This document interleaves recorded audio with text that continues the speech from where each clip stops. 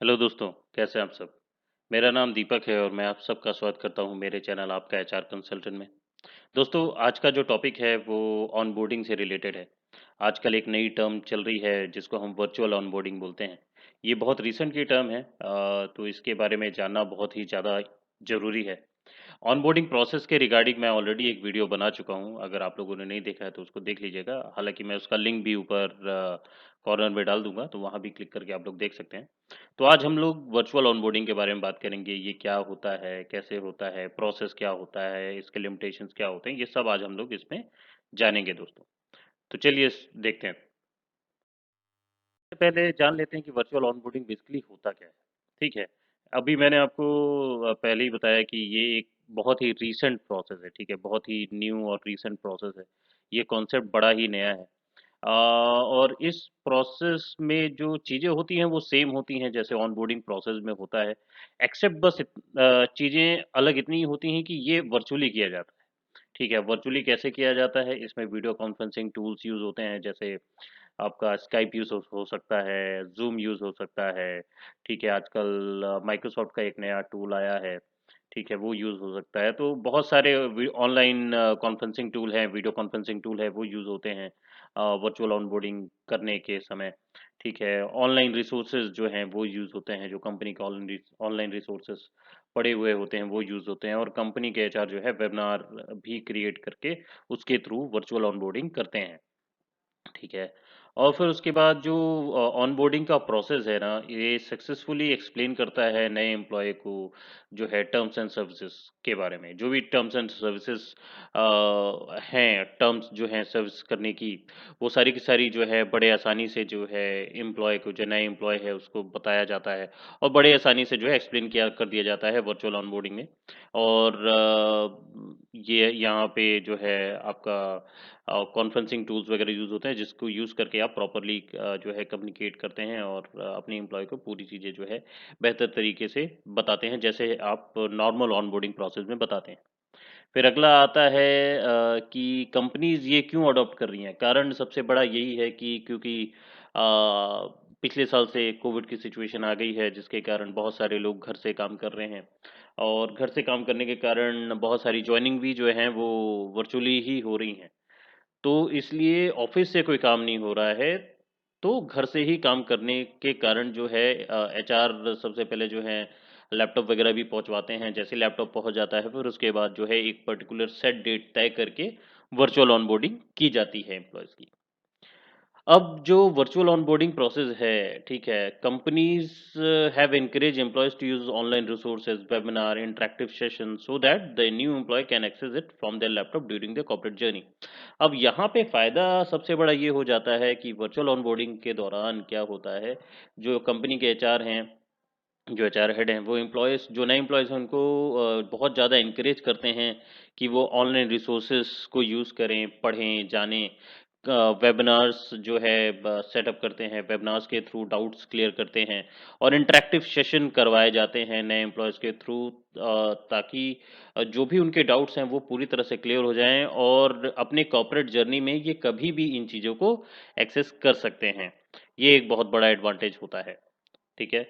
तो ये तो था दोस्तों वर्चुअल ऑनबोर्डिंग क्या होती है, का डेफ़िनेशन, और किस-किस प्रकार से जो है ये किया जाता है।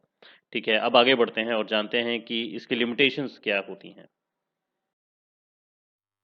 अब लिमिटेशंस मैं बोल सकता हूँ, या फिर मैं चैलेंजेस बोल सकता हूँ ऑनबोर्डिंग, वर्चुअल ऑनबोर्डिंग का। तो जो सबसे पहला होता है वो है difficult to make employee feel comfortable. तो यहाँ पे क्योंकि ये फ़िज़िकली नहीं हो रहा है, ये वर्चुअली हो रहा है, ऑनलाइन हो रहा है। तो जो लोग हैं वो कहीं भी बैठे हुए हैं, तो क्या होता है ना, एक माइंडसेट बना हुआ है कि यार अपने को ऑफ़िस जाना है। अब जब हम ऑफ़िस जाते हैं तो वहाँ पे ऑलरेडी हम पहले दिन इंटरेक्शन अलग-अलग लोगों से होता है, अलग-अलग बैकग्राउंड से लोग आए होते हैं, मिलते हैं, बैठते हैं, बात करते हैं। तो एक अलग से धीरे-धीरे कंफर्टेबल ज़ोन बनता चला जाता है, ठीक है? लेकिन यहाँ पे परेशानी क्या होती है, क्योंकि ये वर्चुअल ऑनबोर्डिंग है तो आप अकेले ही घर में बैठे हुए हैं। अब अकेले बैठे हैं, सब वीडियो कॉन्फ्रेंसिंग के थ्रू ही मुलाकात हो रही है, तो बस आप चेहरे देख पाते हैं, लेकिन इंटरेक्शन उतना होता नहीं है। तो जो पर्सनल टच है वो नहीं मिल पाता, ठीक है? इससे क्या रहता है कि आप एम्प्लॉयी को उतना ज़्यादा कंफर्टेबल महसूस नहीं करा पाते हैं। हालाँकि वो घर पे है तो एट ईज़ में तो है ही, लेकिन जो एक प्रॉपर कंफर्टेबिलिटी ज़ोन होता है, जो फिज़िकल ऑनबोर्डिंग प्रोसेस में होता है, वो यहाँ पे मुश्किल हो जाता है, डिफ़िकल्ट होता है। फिर अगला जो आता है not able to know each other. अब पहले वाले से ही कनेक्टेड है not able to know each other. अब यहाँ पे मैं कोलीग्स की बात नहीं कर रहा हूँ, मैं यहाँ पे मैनेजर और नए एम्प्लॉयी की बात कर रहा हूँ। कोलीग के बारे में तो हमने पहले पॉइंट में हमने बात कर ही ली है।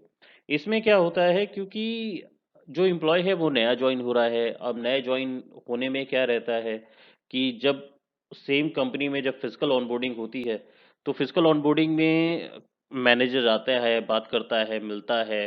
धीरे-धीरे जो है काम आप मैनेजर के साथ मिलके करते हैं, बैठ के करते हैं। कई बार आप उसके साथ चाय पीने जाते हैं या आप लोग टीम डिनर में जाते हैं, तो उससे क्या बॉन्डिंग बनती है। एक बॉन्डिंग बनती है, आप मैनेजर के बारे में जानते हैं, मैनेजर आपके बारे में जानता है, तो एक कंफर्टेबल ज़ोन बन जाता है, चीज़ों को समझते हैं। मैनेजर भी आपके बारे में बहुत सारी चीज़ें जानने लगता है, समझने लगता है। आप भी मैनेजर के बारे में जानने लगते हो, समझने लगते हो। तो जो एक गैप होता है ना, जो कम्युनिकेशन गैप होता है, वो धीरे-धीरे खत्म होता चला जाता है। और वो जैसे ही खत्म होता है, तो आपका रिलेशन आपके मैनेजर के साथ अच्छा हो जाता है और ये एक बहुत बड़ा पॉइंट होता है, जब आपको कंपनी में प्रमोशन मिलना होता है। तो यहाँ पे ये की एस्पेक्ट आ जाता है दोस्तों। तो इस कारण से ना आपको मैनेजर अच्छे से जान पाता है, ना आप मैनेजर को अच्छे से जान पाते हो, तो ये आपके प्रमोशन में इफ़ेक्ट डाल सकता है। फिर अगला आता है proper training should be provided. अब यहाँ पे ये इसलिए मैंने कहा है क्योंकि बहुत सारी जो टेक्नोलॉजीज़ हैं वो बहुत नई हैं। तो बहुत सारे एम्प्लॉइज़ को नहीं पता होता है। तो यहाँ पे प्रॉपर ट्रेनिंग जो है उनको दी जानी चाहिए कि इस टूल को कैसे यूज़ करते हैं, कैसे किया जा सकता है, क्या-क्या किया जा सकता है। तो ये भी एक बहुत बड़ा चैलेंज होता है।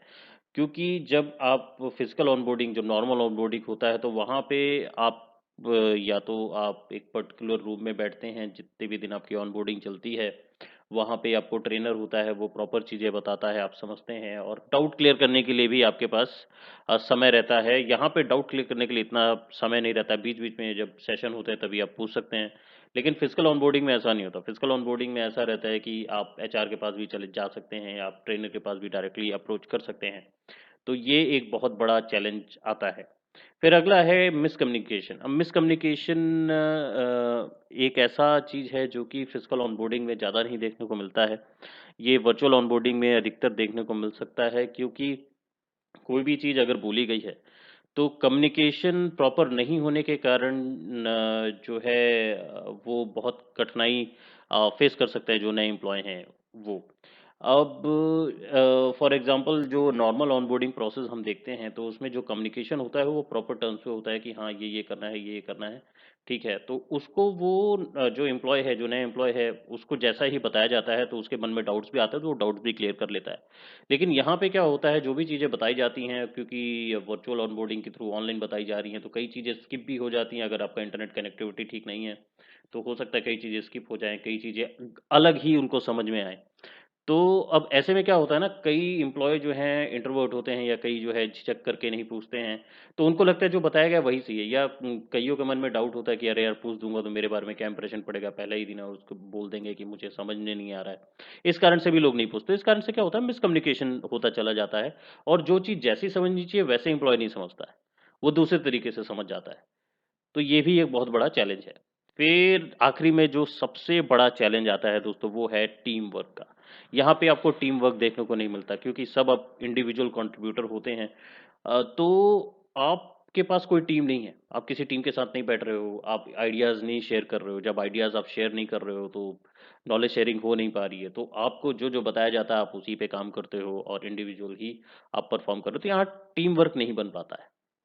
तो ये तो कुछ चैलेंजेस थे दोस्तों वर्चुअल ऑनबोर्डिंग के। अब आगे चलते हैं। अब हम प्रोसेस समझेंगे कि वर्चुअल ऑनबोर्डिंग को इम्प्लीमेंट कैसे किया जाता है। अब वर्चुअल ऑनबोर्डिंग का प्रोसेस जो है दोस्तों ये 9 स्टेप्स में बताया हूँ मैं। तो सबसे पहला होता है शेड्यूल द मीटिंग प्रॉपर्ली। तो मीटिंग को सबसे पहले एचआर को शेड्यूल करना होता है। तो वो आप ज़ूम के थ्रू भी कर सकते हैं, माइक्रोसॉफ्ट मीटिंग है उसके थ्रू भी किया जा सकता है, स्काइप है उसके द्वारा भी किया जा सकता है, ठीक है? तो ये सबसे पहले किया जाता है और एक टाइम स्लॉट बनाया जाता है, उस टाइम स्लॉट को जो है एचआर प्रॉपर्ली कम्युनिकेट करते हैं और उसी के बेसिस पे जो है मीटिंग प्रॉपर शेड्यूल होती है दोस्तों। फिर अगला है क्योंकि एचआर वर्चुअल ऑनबोर्डिंग कर रहे हैं तो उनको एक हाईली प्रोफेशनलिज्म एटीट्यूड उनको मेंटेन करना ही पड़ता है। फिजिकल ऑनबोर्डिंग में भी रहता है क्योंकि वर्चुअल में ये बहुत मुश्किल है, लेकिन फिर भी उनको ये मेंटेन करके रखना पड़ता है। तो एक हाईली प्रोफेशनलिज्म एटीट्यूड उनको बनाए रखना है, साथ में ही एक अलग से वार्म फीलिंग भी बना के रखनी है कि एम्प्लॉय आपके साथ खुले, ओपन हो, बात करे। अगर आप बहुत ज़्यादा प्रोफेशनलिज्म बनाएंगे, प्रोफेशनलिज्म के साथ स्ट्रिक्टनेस भी आ जाता है, तो बहुत ज़्यादा स्ट्रिक्टनेस अगर हो जाती है तो हो सकता है एम्प्लॉय आपसे खुले ना, ओपन ना हो पाए। तो ये आपको नहीं करना है, प्रोफेशनलिज्म बना के रखें, साथ ही जो है आप लोग जो है एक वार्म फीलिंग बना के रखें ताकि जो नया एम्प्लॉय है वो आप लोगों के साथ ओपन हो, खुले।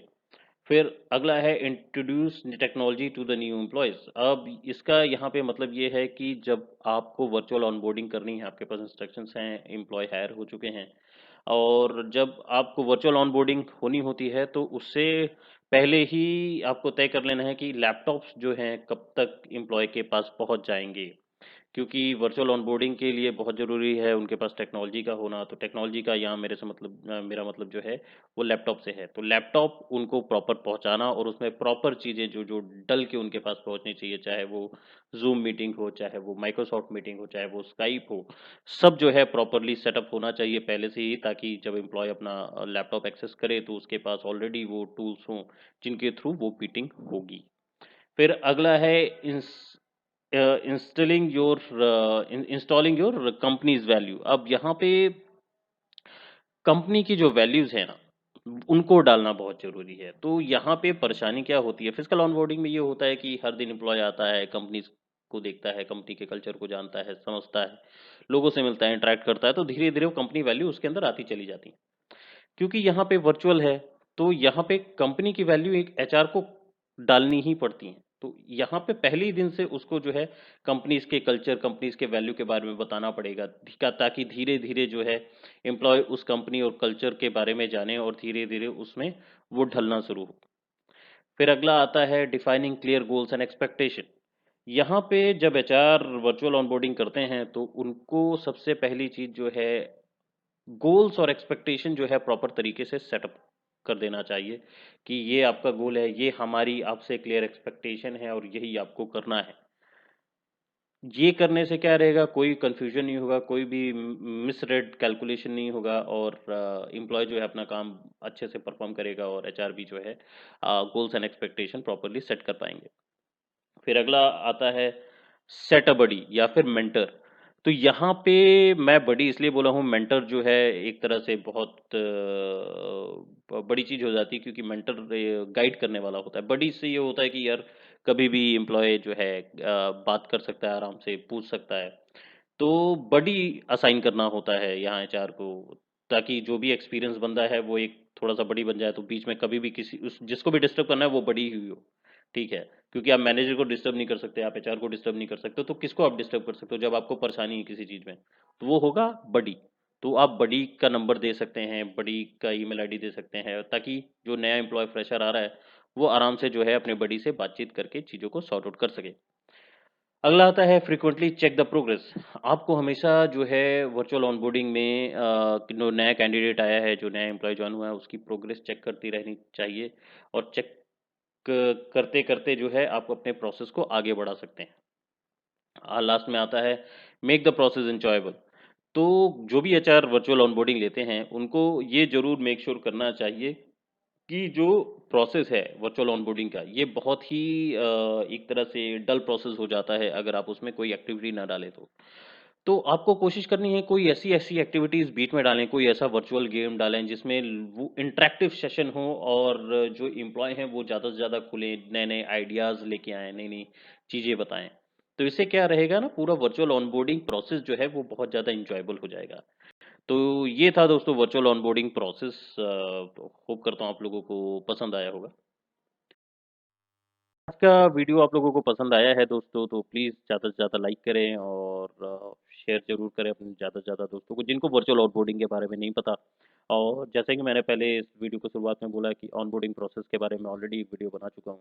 उसको आप लोगों ने नहीं देखा है तो देख लीजिएगा, नहीं तो लिंक मैं ऑलरेडी डाल दूंगा तो उसको ऊपर से क्लिक करके भी देख सकते हैं आप। और सब्सक्राइब जरूर करें दोस्तों, सब्सक्राइब करना मत भूलिएगा क्योंकि आप ही लोगों के कारण ये चैनल चल रहा है और मैं ऐसा नए नए कंटेंट जो है आप लोगों के लिए लेके आता रहूँगा। मैं मिलता हूँ आप लोगों से अगली वीडियो में, तब तक आप लोग अपना ख्याल रखें। धन्यवाद।